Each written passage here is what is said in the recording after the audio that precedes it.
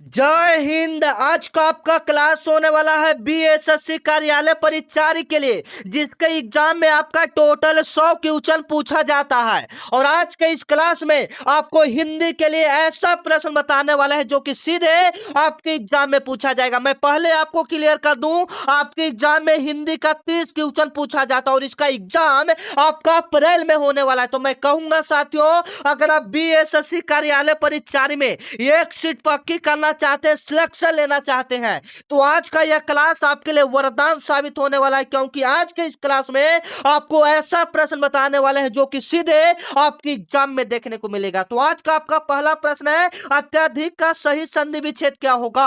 अत्यधिक का सही संधि विच्छेद क्या होगा? संधि विच्छेद से आपके एग्जाम में 2 सवाल पूछा जाता है हर साल। तो याद रखिएगा, अत्यधिक का जो सही संधि विच्छेद होगा वह अति प्लस में अधिक हो जाएगा। क्या हो जाएगा?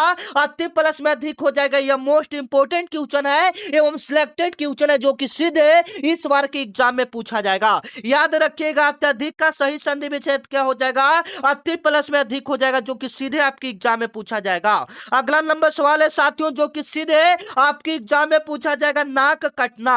नाक कटना मुहावरे का सही अर्थ क्या है? याद रखिएगा, नाक कटना मुहावरे से आपके एग्जाम में 2 सवाल पूछा जाता है। 2 से 3 सवाल हर साल आपके एग्जाम में देखने को मिलता है। नाक कटना मुहावरे का सही अर्थ क्या हो जाएगा? इज्जत जाना। या किसी का नाक कट गया, उसका कहने का मतलब है कि उसका इज्जत क्या हो गया बाबू? चला गया। देखते हैं, किसी के पापा की बेटी अगर घर से भाग जाए तो उसका नाक कट जाता है, मतलब इज्जत चला जाता है। ठीक है ना? नाक कटना मुहावरे का अर्थ क्या हो जाएगा साथियों? इज्जत जाना हो जाएगा। बी ऑप्शन आपका क्या हो जाएगा?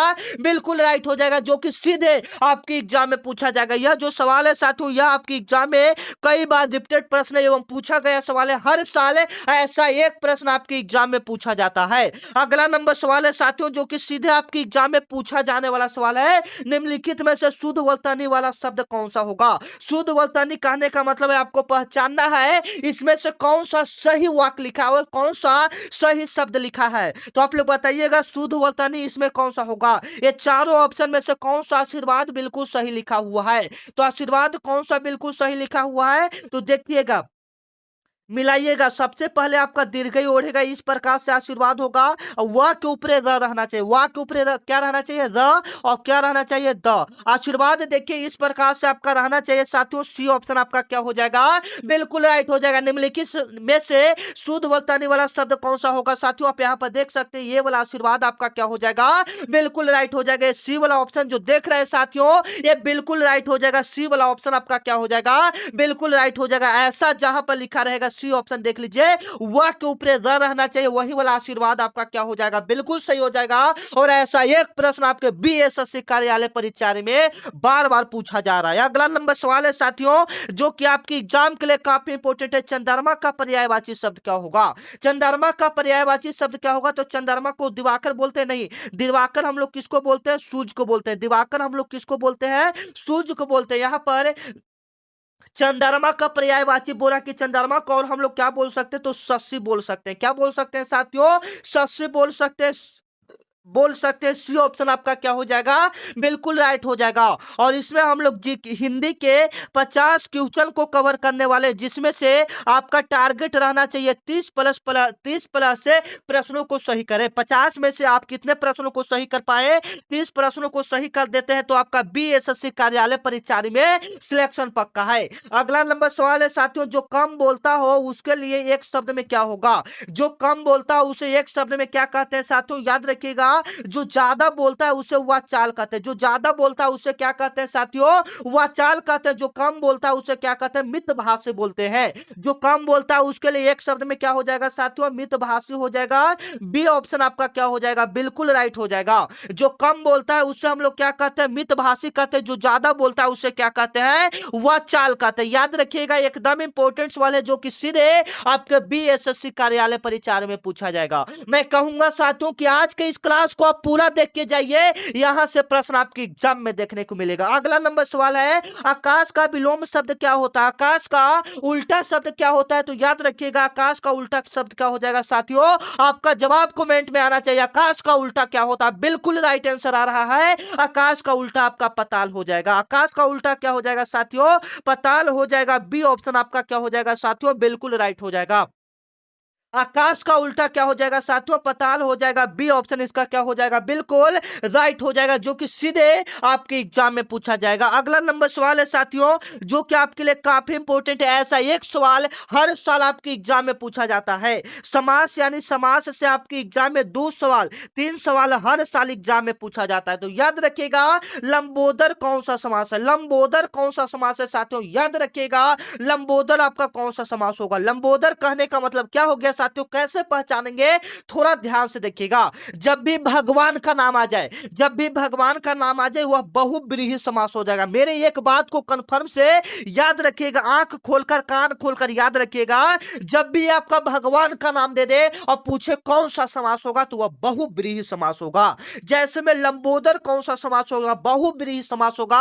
अगर उसके बाद पूछेगा गजपति या गजानन कौन सा समास होगा, तो वह बहुब्रीहि समास होगा। उसके बाद बात करते हैं दिग्गु समास को कैसे पहचानेंगे साथियों? दिग्गु समास में आपका संख्या आएगा। नहीं समझ में आए? अब देखिए, जैसे में आपका पूछेगा चार पाई कौन सा समास है? चार पाई कौन सा समास है? तो चार इसमें आ रहा है, संख्या आ रहा है, तो संख्या जिसमें आएगा वह आपका दिग्गु समास हो जाएगा। उसी प्रकार से आपको हम कह दे, उसी प्रकार से कहे त्रिभुज कौन सा समास है? त्रिभुज, तो त्रि आ रहा है यानी 3 आ रहा है, संख्या आ रहा है, तो वह दिग्गु समास हो जाएगा। चतुर्भुज कौन सा समास हो जाएगा? दिग्गु समास हो जाएगा। उसी प्रकार से बात करेंगे द्वंद्व समास का। द्वंद्व समास कैसे पहचानेंगे साथियों? जिसमें बीच में हिलंत आ जाए, जिसमें बीच में क्या आ जाए साथियों? हिलंत आ जाए। जैसे में माता पिता, जैसे में माता पिता देखते हैं बीच में आपका रेफ लगा रहता है, तो वही आपका क्या होता है? द्वंद्व समास होता है। जिसमें आपका बीच में हिलंत लगा रहे, जिसमें इसको हम लोग हिंदी में योजक चिन्ह बोलते हैं। इसको बीच वालों को क्या बोलते हैं साथियों? योजक चिन्ह बोलते हैं। जिसमें योजक चिन्ह लगा रहेगा वह आपका द्वंद्व समास आएगा। मैं आपको सारा पहचानने के लिए बता दूंगा। आज का यह क्लास आपके लिए वरदान साबित होगा।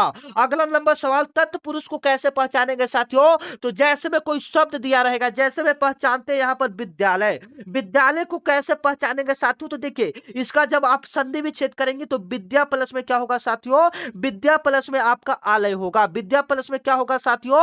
आपका आलय होगा। तो विद्या एवं आलय दोनों का यहाँ पर अर्थ हो रहा है। विद्या का मतलब, विद्या मतलब समझ रहे हैं, और आलय का मतलब घर मंदिर होता है। तो यहाँ पर दोनों का अर्थ हो, वही आपका तत्पुरुष हो जाएगा। ये ऑप्शन आपका क्या हो जाएगा? बिल्कुल राइट हो जाएगा।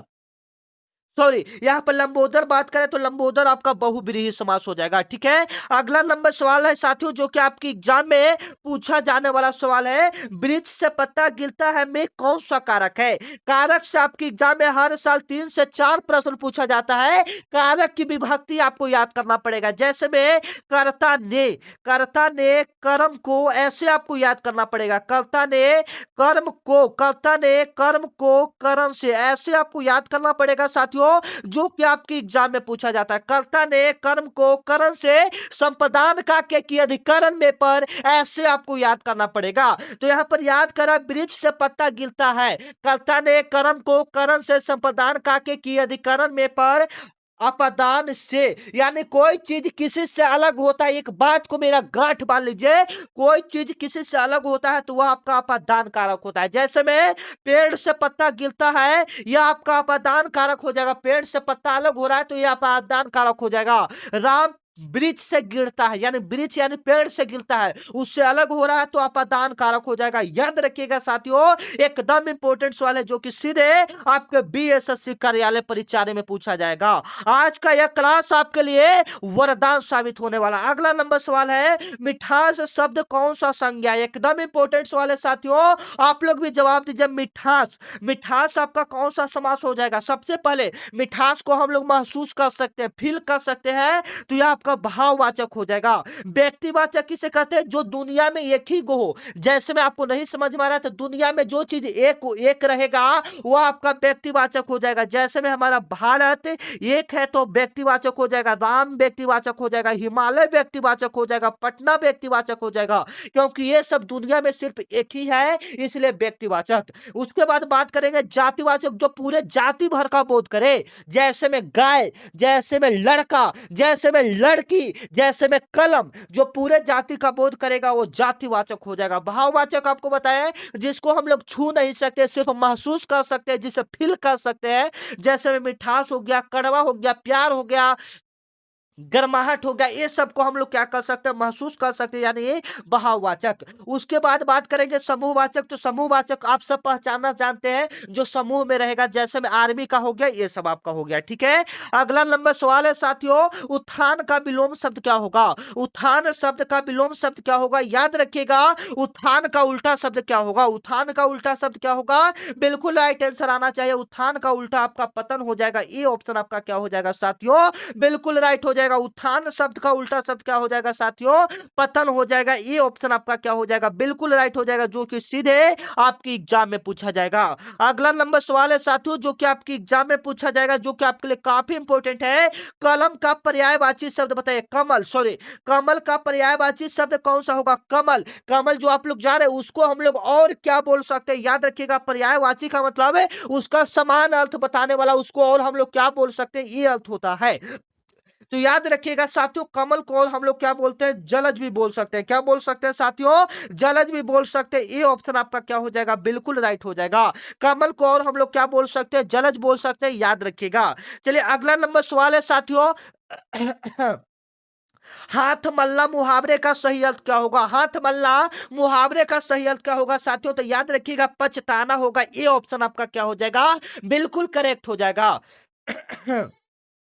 और अभी तक मेरा व्हाट्सएप ग्रुप को ज्वाइन नहीं किया साथियों, ज्वाइन कर लेंगे। स्क्रीन पर आपको एक नंबर दिख रहा है, इस पर आपको BSSC लिखकर मैसेज करना। इस नंबर पर आपको BSSC 9334517119, यह मेरा व्हाट्सएप नंबर है साथियों। इस पर आपको BSSC लिखकर मैसेज करना। उसके बाद आपके पास एक व्हाट्सएप ग्रुप का लिंक जाएगा, जिस पर क्लिक करेंगे तो आप व्हाट्सएप ग्रुप को ज्वाइन कर लेंगे। जुड़ने से फायदा क्या है साथियों? जो भी क्लास होगा सबसे पहले आपको पता चलेगा, जो भी वैकेंसी आएगी सबसे पहले आपको पता चलेगा, जो भी इंपॉर्टेंट क्वेश्चन, जो भी PDF रहता है, सब आपका ग्रुप में ही डाला जाता है। तो फिलहाल के लिए क्लास को पूरा देखिएगा साथियों, क्योंकि क्लास पहले इंपॉर्टेंट है। अगला नंबर सवाल है साथियों, महात्मा का सही संधि विच्छेद क्या होगा? संधि विच्छेद से आपके एग्जाम में सवाल पूछा जाता है साथियों, महात्मा का सही संधि विच्छेद क्या होगा? तो याद रखिएगा, महा प्लस में आत्मा। महा प्लस में क्या हो जाएगा साथियों? आत्मा हो जाएगा। बी ऑप्शन आपका क्या हो जाएगा? बिल्कुल राइट हो जाएगा। ऑप्शन के हिसाब से महान, ऐसे महान प्लस में आत्मा होना चाहिए था, लेकिन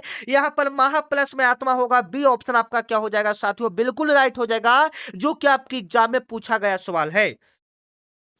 अगला नंबर सवाल है साथियों, प्रतिदिन में कौन सा समास है? प्रतिदिन में कौन सा समास है बताइएगा? प्रतिदिन में कौन सा समास हो जाएगा साथियों? बिल्कुल राइट है, प्रतिदिन आपका अभिभाव समास हो जाएगा। यह आपका कौन सा समास हो जाएगा साथियों? अभिभाव समास हो जाएगा। हालांकि आपको कर्मधारय समास बता दें कि जो कर्म को धारण किए रहे, जैसे में मृगनयनी, जैसे में मृगनयनी, जैसे में आपकी एग्जाम में पूछा गया सवाल है, मृगनयनी कौन सा समास है? तो मृगनयनी आपका कर्मधारय समास हो जाता है, ठीक है। उसी प्रकार से दिग्गु का बात करें तो दिग्गु कौन सा होता है? जिसमें आपका संख्या है, जैसे में चारपाई, चतुर्भुज, त्रिभुज, ये सब आपको ऊपर बता चुके हैं। तत्पुरुष वाला भी आपको बता चुके हैं, तो क्लियर कर लीजिएगा। अगला नंबर सवाल है साथियों, घोड़ा का तत्सम रूप क्या होता है? तो हिंदी के संस्कृत के शुद्ध रूप को हम लोग तत्सम कहते हैं, संस्कृत वाले शब्द को हम लोग क्या कहते हैं? तत्सम कहते हैं। तो घोड़ा को क्या यहाँ पर होगा? घोड़ा को घोटक बोलते हैं। क्या बोलते हैं? संस्कृत भाषा में घोटक बोलते हैं। बी ऑप्शन आपका क्या हो जाएगा साथियों? बिल्कुल राइट हो जाएगा। अगला नंबर सवाल है, दिए गए शब्दों में कौन सा शब्द स्त्रीलिंग है? उससे पहले आप लोग बताइएगा कि आज का क्लास आप लोग का कैसा लग रहा है। आप लोग बताइएगा आज का क्लास आपको कैसा लग रहा है साथियों, ठीक है। अगर अगर कोई दिक्कत है तो आप लोग कमेंट में बता सकते हैं कि हाँ सर, यहाँ पर मुझे दिक्कत हो रहा है, आपका क्लास साफ नहीं दिख रहा है, आपका आवाज क्लियर नहीं आ रहा है। जो भी दिक्कत है साथियों, आप लोग एक बार कमेंट में जरूर बताइएगा। अगर कोई दिक्कत ना हो, अच्छा लग रहा है, तो आप लोग एक बार कमेंट में जरूर बताइएगा। अगला नंबर सवाल क्या कर रहा है, दिए गए शब्दों में कौन सा शब्द स्त्रीलिंग है? तो बताइएगा। घर कभी स्त्रीलिंग होगा? बताइए तो, घर कभी स्त्रीलिंग होगा? नहीं।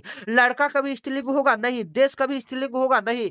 नदी आपका स्त्रीलिंग है। नदी आपका क्या हो जाएगा साथियों? स्त्रीलिंग हो जाएगा। सी ऑप्शन आपका क्या हो जाएगा? बिल्कुल राइट हो जाएगा। अगला नंबर सवाल है साथियों, पवन का सही संधि विच्छेद क्या होगा? पवन का सही संधि विच्छेद क्या हो जाएगा? तो याद रखिएगा, पो प्लस में अन्न। पवन का सही संधि विच्छेद क्या हो जाएगा साथियों? पो प्लस में क्या हो जाएगा साथियों? अन्न हो जाएगा। पो प्लस में अन्न आपका पवन का सही संधि विच्छेद हो जाएगा। बी ऑप्शन आपका क्या हो जाएगा साथियों? बिल्कुल राइट हो जाएगा।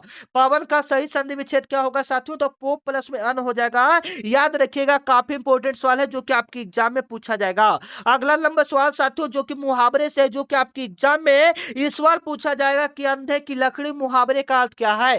अंधे की लकड़ी मुहावरे का अर्थ क्या है साथियों, तो याद रखिएगा अंधे की लकड़ी यानी एकमात्र उसका सहारा होना। ये ऑप्शन आपका क्या हो जाएगा साथियों, बिल्कुल राइट हो जाएगा। अंधे का लकड़ी यानी एकमात्र सहारा होना।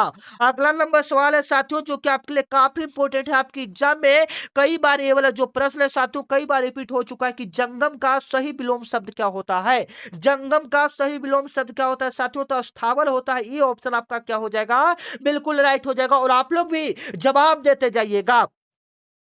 अगला नंबर सवाल है साथियों जो कि आपके लिए काफी इंपॉर्टेंट है, आंख का तारा होना मुहावरे का अर्थ क्या है। आंख का तारा होना मुहावरे का अर्थ क्या होगा साथियों, तो याद रखिएगा आंख का तारा होना यानी बहुत प्यारा होना। आंख का तारा होना यानी बहुत प्यारा होना। ये ऑप्शन आपका क्या हो जाएगा, बिल्कुल राइट हो जाएगा। और अभी तक आप लोग चैनल को सब्सक्राइब नहीं किए साथियों, चैनल को सब्सक्राइब कर लीजिएगा क्योंकि यहाँ पर डेली आपका बीएसएससी कार्यालय परिचारी का क्लास करवाया जाता है। अगर आप डेली चैनल मतलब डेली क्लास करना चाहते हैं बीएसएससी कार्यालय परिचारी को, तो चैनल को सब्सक्राइब कर लीजिएगा क्योंकि यहां से 50,000 से ज्यादा बच्चे जुड़कर अपनी तैयारी को पूरी कर रहे हैं।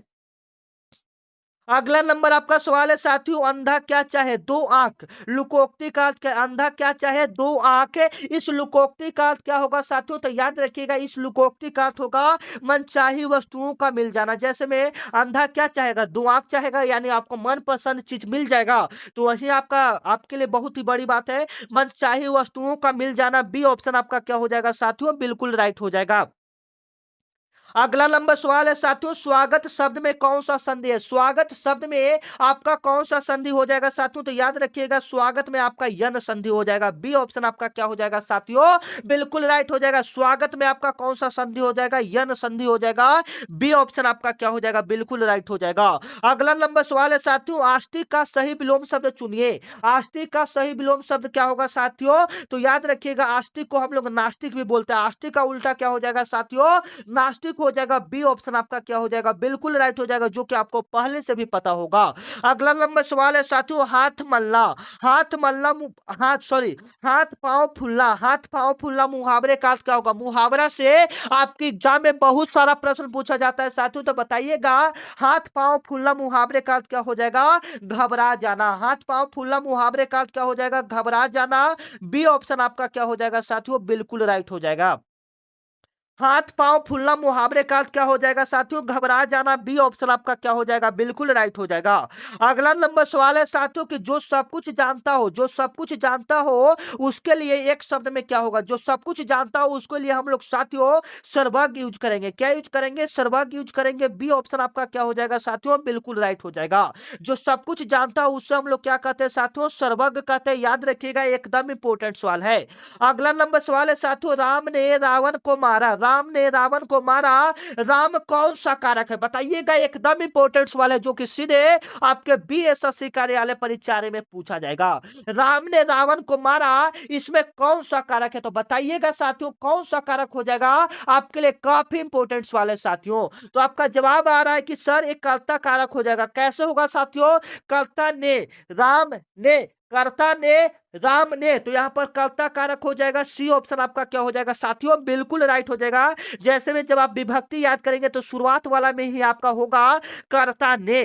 कर्ता ने, तो यहां पर क्या कर रहा है, राम ने, राम वाला पूछ रहा है तो कर्ता ने राम ने, तो सी ऑप्शन आपका क्या हो जाएगा साथियों, बिल्कुल राइट हो जाएगा।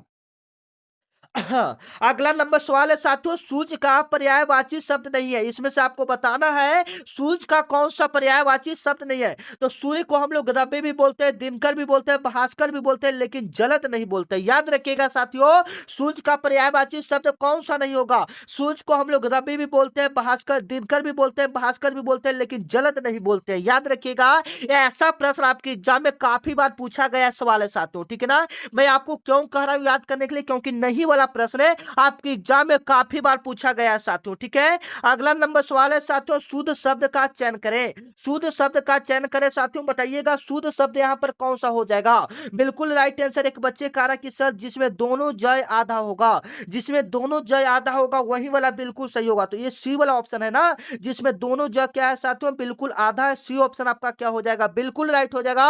शुद्ध शब्द वाला शब्द कौन सा हो जाएगा साथियों, उज्जवल हो जाएगा। सी ऑप्शन आपका क्या हो जाएगा, बिल्कुल राइट हो जाएगा। अगला नंबर सवाल है साथियों, गजानन में कौन सा समास है? गजानन में कौन सा समास है साथियों? याद रखिएगा, गजानन में आपका कौन सा समास हो जाएगा साथियों? तो मैंने आपको पिछली क्लास में पिछली बार बताया था कि जब भी भगवान का नाम आ जाए, गजानन भगवान का नाम है ना, तो वह आपका बहुब्रीहि समास होता है। वह आपका कौन सा समास होता है साथियों? बहुब्रीहि समास हो जाता है। जैसे में बात करेंगे नीलकंठ का, तो नीलकंठ आपका कौन सा समास हो जाएगा? बताइएगा, नीलकंठ आपका कौन सा समास हो जाएगा? तो नीलकंठ आपका बहुब्रीहि समास हो जाएगा। अगला नंबर सवाल है साथियों, जो कि आपकी एग्जाम में पूछा जाएगा, ईश्वर का विलोम शब्द क्या होगा? ईश्वर का उल्टा शब्द क्या होगा साथियों? बताइएगा, ईश्वर का उल्टा क्या हो जाएगा? तो ईश्वर को हम लोग देव भी बोल सकते हैं। ईश्वर को हम लोग क्या बोल सकते हैं? देव भी बोल सकते हैं, ठीक है ना। इसका उल्टा पूछ रहा है तो अन्य ईश्वर हो जाएगा। ईश्वर का उल्टा क्या हो जाएगा? अन्य ईश्वर हो जाएगा। सी ऑप्शन आपका क्या हो जाएगा? बिल्कुल राइट हो जाएगा।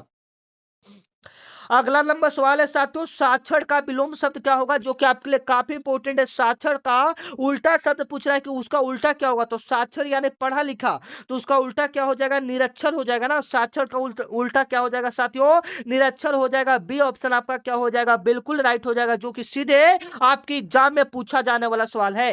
गंगा का पर्यायवाची शब्द क्या होगा साथियों? बताइएगा, गंगा का सही पर्यायवाची शब्द क्या होगा? तो गंगा को हम लोग क्या बोलते हैं साथियों? सूरसरी भी बोलते हैं। क्या बोलते हैं? सूरसरी भी बोलते हैं। बी ऑप्शन आपका क्या हो जाएगा? बिल्कुल राइट हो जाएगा। अगला नंबर सवाल है साथियों, जो कि आपकी एग्जाम में पूछा जाएगा, जो कि आपके लिए काफी इंपॉर्टेंट है। यथाशक्ति में कौन सा समास है?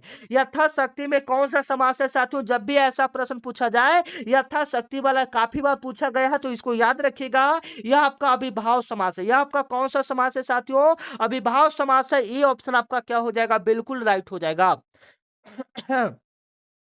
अगला नंबर सवाल है साथियों, पवन का पर्यायवाची शब्द कौन सा होगा? पवन का सही पर्यायवाची शब्द कौन सा होगा साथियों? तो पवन को और हम लोग क्या बोल सकते हैं? अनल मतलब तो आग होता है, सलील मतलब अचल मतलब, ये सब अलग अलग होता है। लेकिन पवन का मतलब क्या होता है? हवा। और अनिल का भी मतलब क्या होता है साथियों? हवा होता है। अनिल का भी मतलब क्या होता है साथियों? हवा, हवा होता है। तो पवन का पर्यायवाची शब्द क्या हो जाएगा साथियों? अनिल हो जाएगा। बी ऑप्शन आपका क्या हो जाएगा? बिल्कुल राइट हो जाएगा। अगला नंबर सवाल है साथियों, आकाश पताल एक करने का अर्थ क्या होता है? आकाश पताल एक करने का अर्थ क्या होता है साथियों? बहुत कठिन परिश्रम कार्य करना। ये ऑप्शन आपका क्या हो जाएगा साथियों? बिल्कुल राइट हो जाएगा। आकाश पताल एक करना मुहावरे का अर्थ क्या होता है? बहुत कठिन परिश्रम कार्य करना। अगला नंबर सवाल है साथियों, जो कि आपकी एग्जाम में पूछा जाएगा, पावक किसका पर्यायवाची शब्द है? पावक किसका पर्यायवाची शब्द है साथियों? तो बताइएगा, पावक। पावक और हम लोग क्या बोल सकते हैं? अग्नि बोल सकते हैं, जल नहीं बोल सकते, वायु नहीं बोल सकते, पृथ्वी नहीं बोल सकते। पावक और हम लोग क्या बोल सकते हैं साथियों?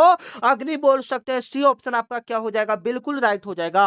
अगला नंबर सवाल है साथियों, धार्मिक शब्द कौन सा प्रत्यय है? धार्मिक शब्द में कौन सा प्रत्यय है साथियों? तो बताइएगा, धार्मिक शब्द में आपका कौन सा प्रत्यय होगा? प्रत्यय यानी शब्द के पीछे लगने वाला शब्द। तो धार्मिक इक हो जाएगा ना। धार्मिक बोलिए, धार्मिक इक, धार्मिक इक आ रहा, तो इक आपका क्या हो जाएगा? प्रत्यय हो जाएगा। बी ऑप्शन आपका क्या हो जाएगा साथियों? बिल्कुल इंपॉर्टेंट हो जाएगा। अगला नंबर सवाल है साथियों, अनुज का विलोम शब्द क्या होगा?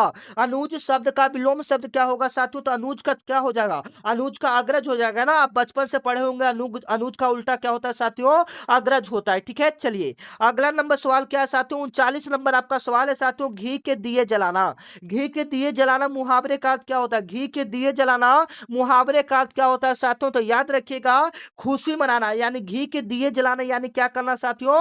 खुशी मनाना। बी ऑप्शन आपका क्या हो जाएगा साथियों? बिल्कुल राइट हो जाएगा। अगला नंबर सवाल है साथियों, जो कि आपके लिए काफी इंपॉर्टेंट है, आपकी एग्जाम में पूछा जाएगा, प्रत्येक का संधि विच्छेद क्या होगा? प्रत्येक का सही संधि विच्छेद क्या होगा साथियों? तो याद रखिएगा, प्रत्येक का सही संधि विच्छेद क्या हो जाएगा? प्रति प्लस में एक हो जाएगा। प्रति प्लस में क्या हो जाएगा साथियों? एक हो जाएगा। प्रत्येक का सही संधि विच्छेद क्या हो जाएगा साथियों? प्रति प्लस में एक हो जाएगा। प्रति प्लस में क्या हो जाएगा साथियों? एक हो जाएगा। ये ऑप्शन आपका क्या हो जाएगा साथियों? बिल्कुल राइट हो जाएगा। अगला नंबर सवाल है साथियों, जो कि सीधे आपकी एग्जाम में पूछा जाने वाला है, सज्जन का उल्टा शब्द क्या होगा? सज्जन का उल्टा शब्द क्या होगा साथियों? तो याद रखिएगा, सज्जन का उल्टा क्या होगा साथियों? दुर्जन हो जाएगा। ये ऑप्शन आपका क्या हो जाएगा साथियों, बिल्कुल राइट हो जाएगा। सज्जन का उल्टा शब्द क्या हो जाएगा साथियों, दुर्जन हो जाएगा। ये ऑप्शन आपका क्या हो जाएगा, बिल्कुल राइट हो जाएगा, जो कि आपकी एग्जाम में पूछा जाने वाला सवाल है साथियों। अगला नंबर सवाल है साथियों, जो कि आपकी एग्जाम के लिए काफी इंपोर्टेंट है। पीताम्बर कौन सा समास है, आपको बताना है पीताम्बर कौन सा समास हो जाएगा। तो पीताम्बर, जब भी भगवान का नाम आ जाए तो पीताम्बर एक भगवान का नाम ही आपको पता होना चाहिए, ठीक है ना। तो यह आपका बहुब्रीहि समास हो जाएगा। ये ऑप्शन आपका क्या हो जाएगा साथियों, बिल्कुल राइट हो जाएगा। अगला नंबर सवाल है साथियों, अमृत का पर्यायवाची शब्द कौन सा होगा। अमृत का सही पर्यायवाची शब्द कौन सा होगा साथियों, याद रखिएगा। अमृत का सही पर्यायवाची शब्द आपका पीयूष हो जाएगा। बी ऑप्शन आपका क्या हो जाएगा साथियों, बिल्कुल राइट हो जाएगा। अगला नंबर सवाल है साथियों, अक्कल पर पत्थर पड़ने का अर्थ क्या होता है। अक्कल पर पत्थर पड़ने का अर्थ क्या होता है साथियों, याद रखिएगा। अक्कल पर पत्थर पड़ने का अर्थ होता है बुद्धि भ्रष्ट होना। क्या होना साथियों, बुद्धि भ्रष्ट होना। बी ऑप्शन आपका क्या हो जाएगा, बिल्कुल राइट हो जाएगा। अगला अगला नंबर सवाल है साथियों, लड़का शब्द का बहुवचन क्या होगा। लड़का शब्द का बहुवचन क्या होगा साथियों, तो लड़का का क्या हो जाएगा, लड़के हो जाएगा। सी ऑप्शन आपका क्या हो जाएगा साथियों, बिल्कुल राइट हो जाएगा। लड़का शब्द का बहुवचन क्या होगा साथियों, तो लड़का के क्या हो जाएगा, लड़के हो जाएंगे। अगला नंबर सवाल क्या कर रहा है साथियों, जो कि आपके लिए काफी इंपोर्टेंट है। 9 2 11 होना। 9 2 11 होने का अर्थ क्या है साथियों, याद रखिएगा। 9 2 11 होना यानी भाग जाना। बी ऑप्शन आपका क्या हो जाएगा, बिल्कुल राइट हो जाएगा। अगला नंबर सवाल है साथियों, 47 नंबर आपका सवाल है साथियों, कमल का पर्यायवाची शब्द नहीं है। इसमें से आपको बताना है कौन सा कमल का पर्यायवाची शब्द नहीं है। तो कमल का पर्यायवाची शब्द आपका अंबर नहीं हो जाएगा। याद रखिएगा, डी ऑप्शन आपका। कमल को पंकज बोलेगा, सरोज बोलेगा, जलज बोलेगा, ये सब सही है, लेकिन कमल का पर्यायवाची शब्द अंबर नहीं होगा साथियों, याद रखिएगा। अगला नंबर सवाल है साथियों, उपकार का विलोम शब्द क्या होगा। उपकार का उल्टा क्या होगा साथियों, याद रखिएगा। उपकार का उल्टा क्या होगा, अपकार हो जाएगा। बी ऑप्शन आपका क्या हो जाएगा, बिल्कुल राइट हो जाएगा। उपकार का उल्टा क्या हो जाएगा साथियों, अपकार हो जाएगा। याद रखिएगा, एकदम वेरी वेरी इंपॉर्टेंट क्वेश्चन है। शिष्य का स्त्रीलिंग रूप क्या होगा साथियों, बताइएगा। शिष्य का स्त्रीलिंग रूप क्या होगा, तो शिष्य का शिष्या हो जाएगा। क्या हो जाएगा, शिष्या हो जाएगा। ये ऑप्शन आपका क्या हो जाएगा साथियों, बिल्कुल राइट हो जाएगा। आज का आखिरी सवाल साथियों, 50 नंबर, जो कि आपके लिए काफी इंपॉर्टेंट है। परोपकार का सही संधि विच्छेद क्या होगा। इसका जवाब आप लोग को देना है, क्योंकि लास्ट सवाल का जवाब बच्चे देंगे, क्योंकि इतना मेहनत आपके लिए हम कर रहे हैं। तो आप लोग इसका जवाब दीजिएगा। परोपकार का सही संधि विच्छेद क्या हो जाएगा, पर प्लस में क्या होना चाहिए साथियों, उपकार होना चाहिए। पर प्लस में क्या होना चाहिए, उपकार होना चाहिए। मेरे हिसाब से आपका पर प्लस में क्या होना चाहिए, उपकार होना चाहिए। ठीक है, तो बी ऑप्शन आपका क्या हो जाएगा, बिल्कुल राइट हो जाएगा। अब आप लोग अपना स्कोर बताइएगा साथियों, 50 में से आप लोग का हिंदी में कितना स्कोर हुआ, कमेंट में जरूर बताइएगा। और अभी तक आप लोग चैनल को सब्सक्राइब नहीं किया साथियों, चैनल को सब्सक्राइब कर लीजिएगा, क्योंकि ये चैनल आपके लिए काफी इंपॉर्टेंट है, आपके जीवन के लिए एकदम वेरी वेरी इंपॉर्टेंट चैनल है। ठीक है, तो मिलता है नेक्स्ट वीडियो में, तब तक के लिए जय हिंद, जय भारत। क्लास आपको कैसा लगा एक बार कमेंट करके जरूर बताइएगा। तब तक के लिए जय हिंद, जय भारत।